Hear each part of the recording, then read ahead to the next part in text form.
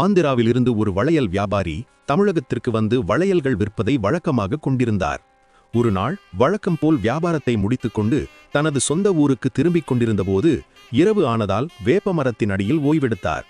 காலையில் கண்விழித்து பார்த்தபோது அருகில் வைத்திருந்த தனது வளையல் பெட்டியை காணவில்லை. அதிர்ச்சியடைந்த அவர் சுற்றும் முற்றும் தேடினார். புற்றின் அருகே தனது வளையல் பெட்டி இருப்பதை கண்டார். அந்த வளையல் பெட்டியின் மேல் பாம்புகள் படம் எடுத்தபடி அமர்ந்திருந்தன. அன்றிரவு அவர் உறங்கிக் கொண்டிருந்தபோது கனவில் பவானி அம்மன் காட்சியளித்தாள். நான் தான் பவானி, பல ஆயிரம் ஆண்டுகளாக இந்த புற்றினடியில் சுயம்புவாக இருந்து வருகிறேன் என்று அம்மன் கூறினாள். அடுத்த நாள் வளையல் வியாபாரி ஊர் மக்களை அழைத்து கொண்டு புற்றை தோண்டுவதற்காக வந்தார். தோண்டப் தொடங்கிய போது தவறுதலாக கடப்பாறை அம்மனின் சுயம்பு மீது பட்டது.